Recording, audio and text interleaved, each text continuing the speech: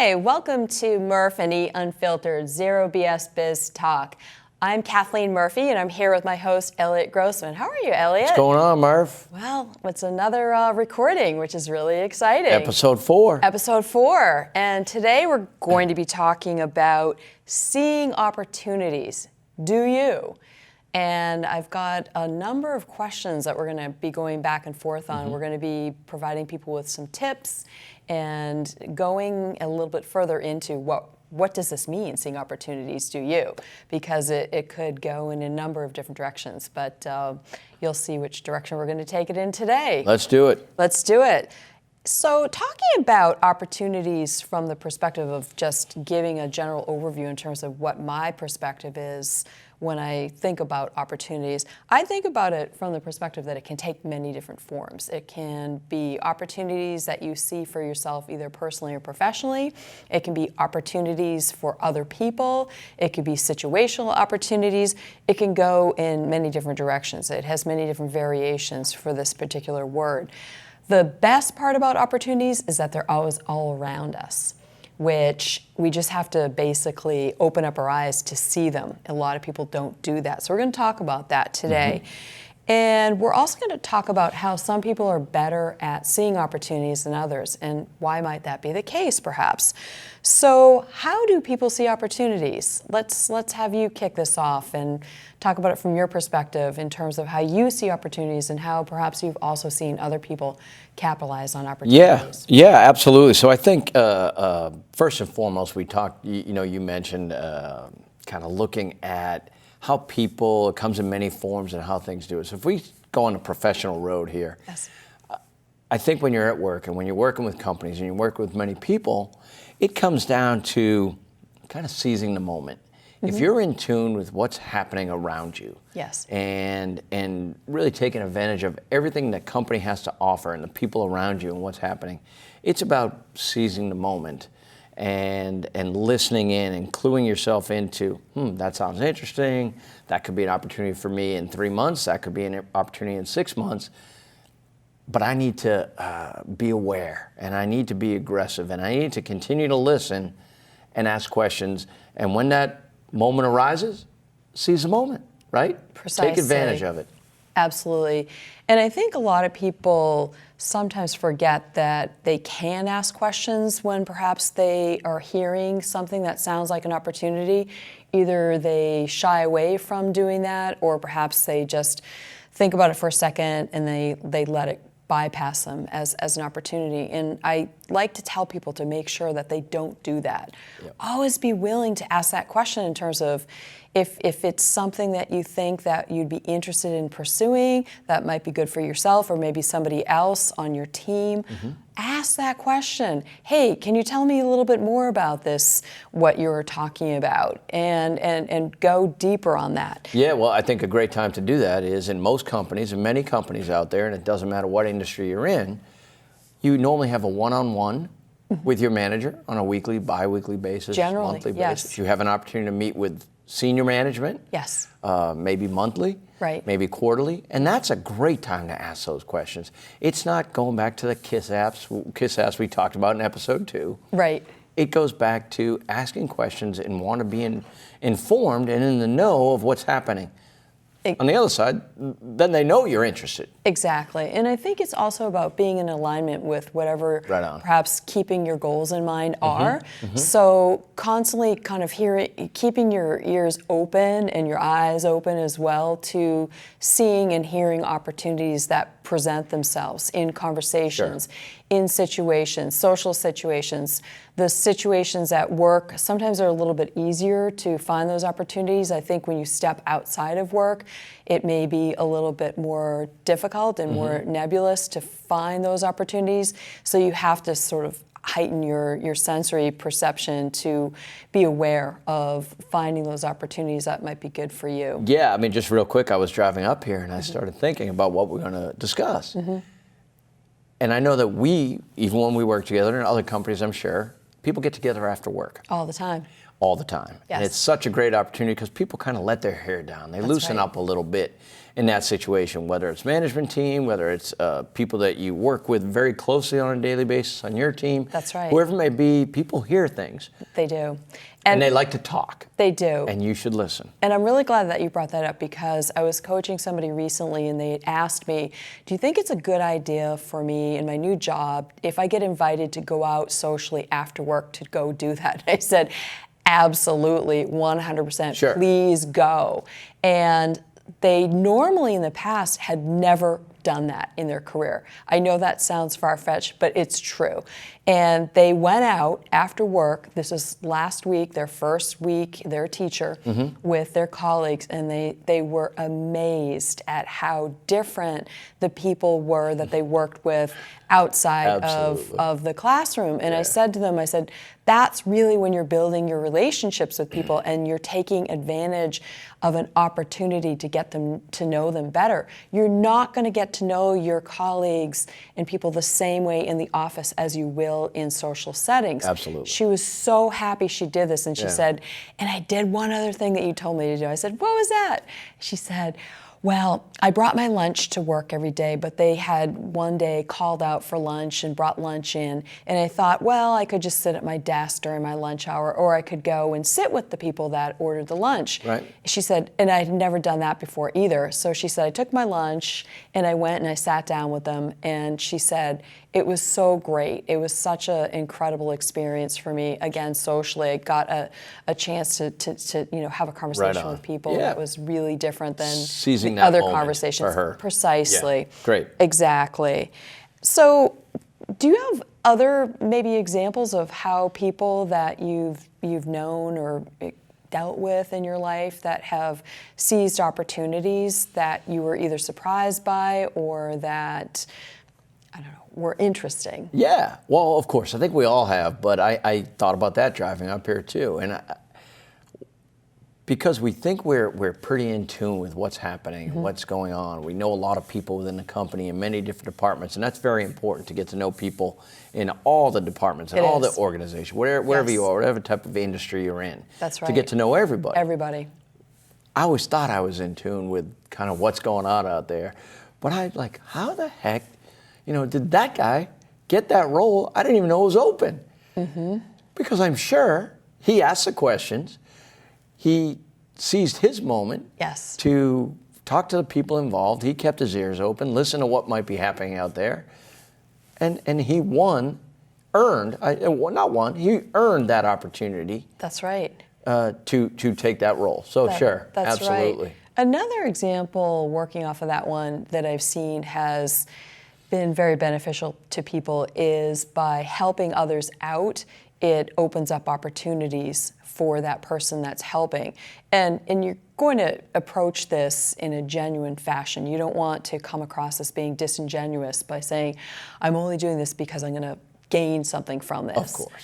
You should, if that's your approach, probably don't go that route. But if you sincerely and genuinely are offering to help somebody and then go about doing that, the opportunities that then come from that typically are going to far surpass your imagination. And I've seen that happen time and time again for people. When I've said to them, when they feel perhaps quote unquote stuck, start doing nice things for other people and see what happens. Yeah, incredible, right? Learning experience, number one. Precisely. And number two, I don't know if you have to believe in how the stars align and what goes on and karma, but generally you start doing good things come to you. Absolutely. Doesn't matter if it's your personal life or your professional life. That's right. I got an email this morning from a client that I'm going to be visiting tomorrow, and they asked me if I could come an hour early to do a little bit extra work with them. And I said, sure. I didn't even hesitate. Absolutely, I'll be there. What time do you want me to be there? How much sooner? An hour? Fine, no problem.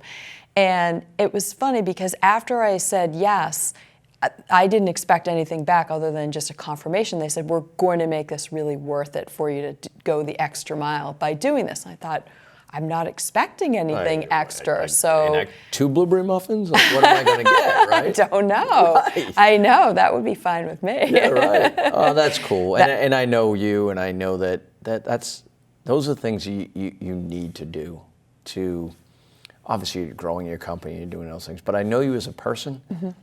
and you didn't hesitate. You just said, I'm going to do it. Deep down, we all sit there and go, is it going to help me in the long run?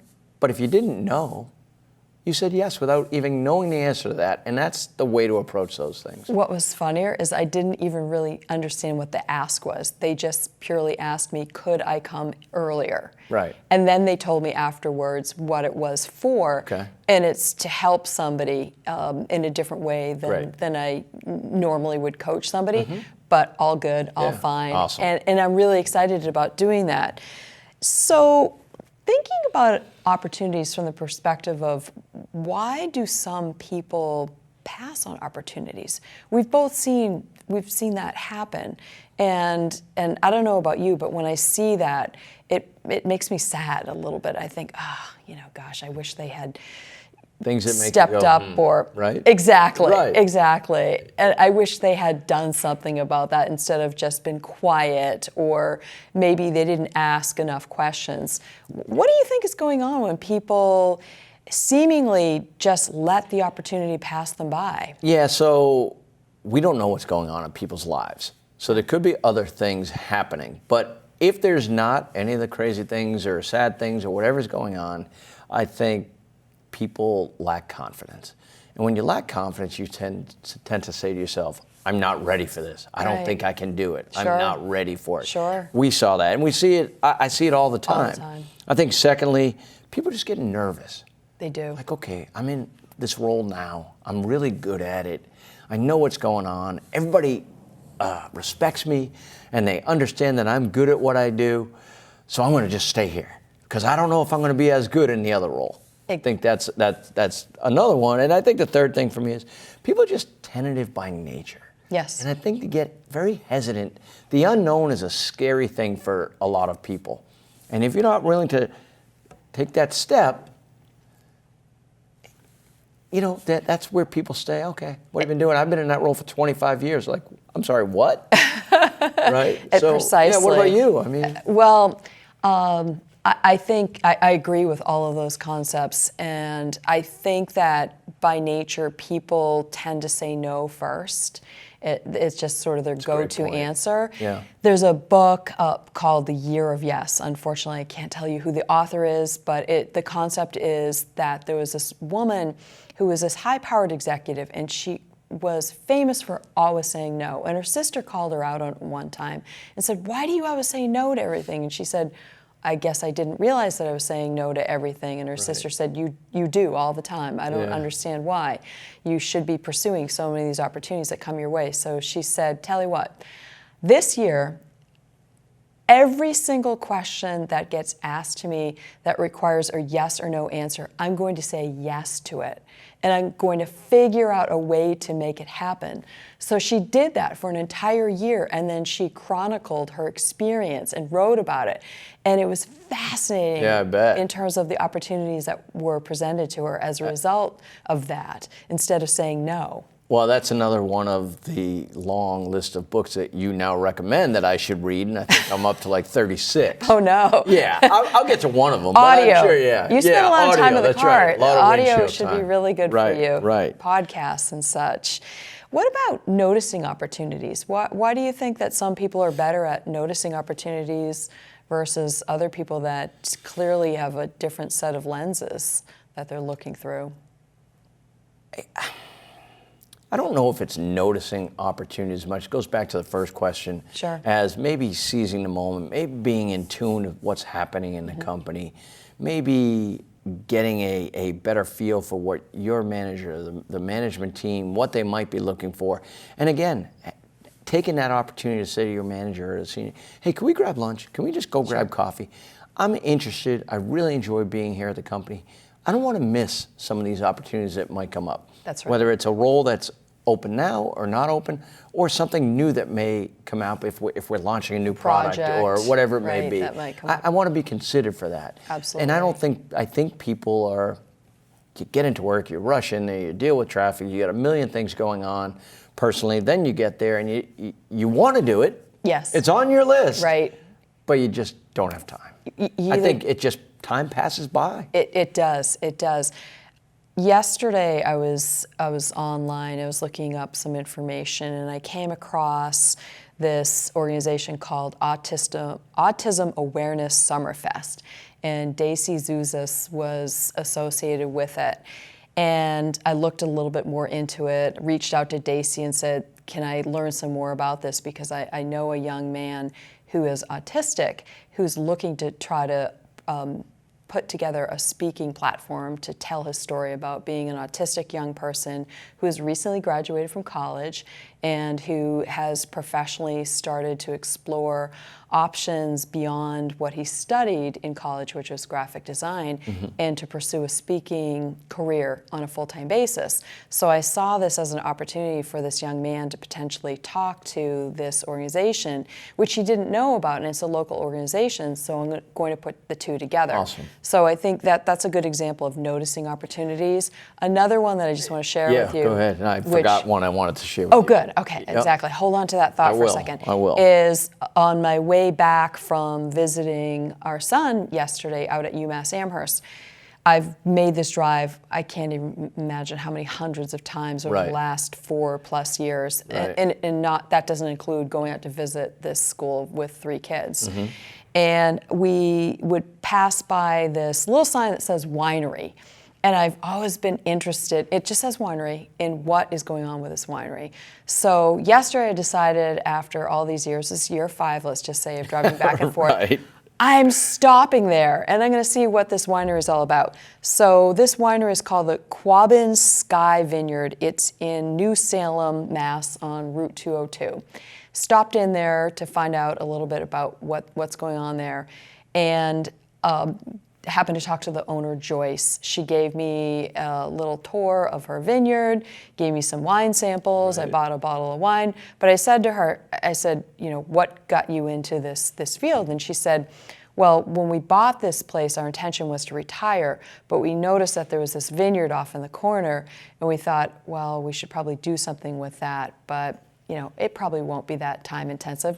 She said, okay, so fast forward 13 years, and we haven't barely ever had a vacation, but we love what we're doing. That's great. We hadn't even had a glass of wine, either one of us, in 30 years, and here we are with a vineyard that we're running.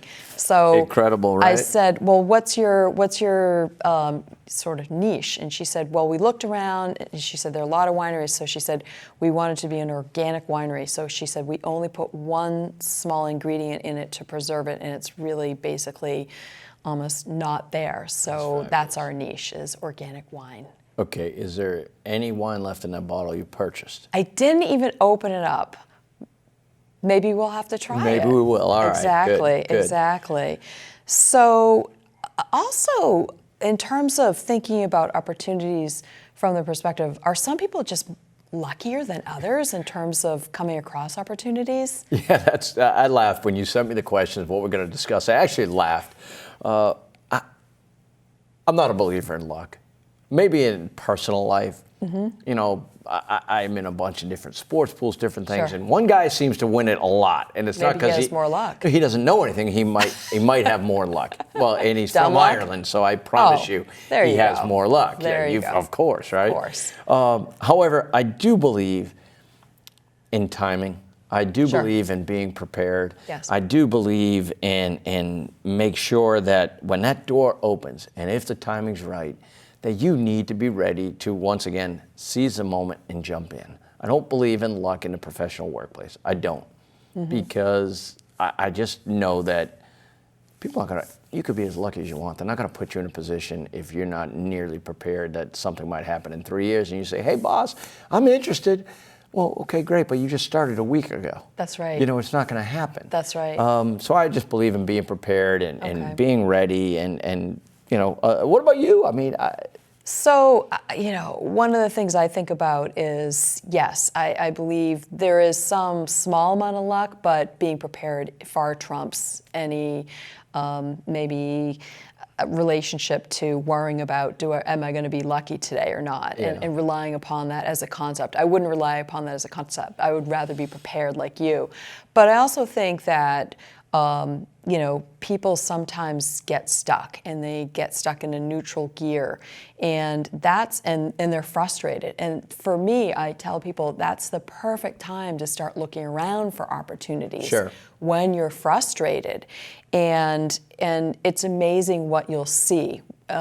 Particularly when you might not be in the state of mind that you're typically in. Right. When you're frustrated, it's going to actually be a good time for you to notice things that you don't typically notice. Yeah, I mean, isn't it about earning that opportunity? It's a real simple thing. You just have to earn the opportunity. Sure. And if that means the extra meetings, going the extra mile, working on those projects, volunteering. That's right. Going in an hour early if somebody's willing to. Those are the things that you have to do. Yes. To earn that opportunity, to earn the opportunity to be lucky. That's right. That's right. So if there's two of you that have earned that Yes. opportunity, you've got a really good chance. Sure. 50%. Because some people just think that it's all about perception of luck. Some people are just luckier than others. But to your point, oftentimes it's about being prepared and about noticing and about speaking up and advocating for yourself and thinking about what are my goals. Are there opportunities in front of me right now that would present themselves in such a way to allow me to go back to, as I said earlier, aligning with my goals to get myself unstuck?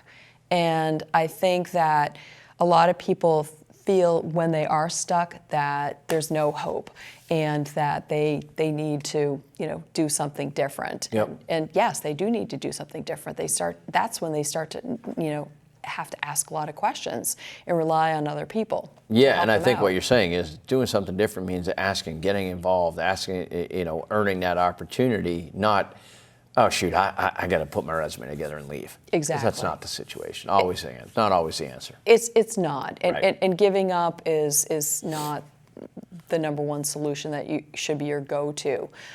We're gonna wrap it up here. Any kind of last thoughts in terms of anything that we haven't covered as it relates to a story or any kind of other advice that we might give to somebody as it relates to finding opportunities? Would you consider yourself to be a person that readily sees and finds opportunities either for yourself or other people? Yeah, so I tend to talk a lot, as you know. Oh, you do? But I tend to listen. You do. You're a good listener. I believe I do a fair job of listening. Yes. But I think that really nowadays we have such a great opportunity to network. Yes. And network in professional groups, network personally, because you never know what you're going to get out of that. So I would just say go out there and network. Network within your company, network yourself, that type of thing. I really like that. And I know you've got a word of wisdom. Well, I would have to say it's going to also be along the lines of the networking, but to take it one step further and to reach out to people way outside of your comfort zone that aren't in your network. Great. Go well beyond your work, go well beyond your friends, reach out to their friends' friends or their contacts, which is all part of networking, yes, but a lot of people will sometimes put guardrails around what their networking constraints they feel should be. So I always say, do something that's going to push yourself way out of your comfort zone. The one thing that I like to do on a daily basis is to do something that practically terrifies myself. I like to constantly push myself outside of my comfort zone.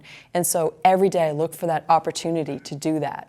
And it's not easy. Some days it's harder to find that than others. But that's my word of wisdom for this week. So want to thank you very much for another fantastic show. Looking forward to doing show number 5 with you. And we're going to have to double up the time because it goes too quickly. It does. It's so much fun each and every time. Absolutely. So Great thank job, you so Murf. much. Great job. Appreciate it.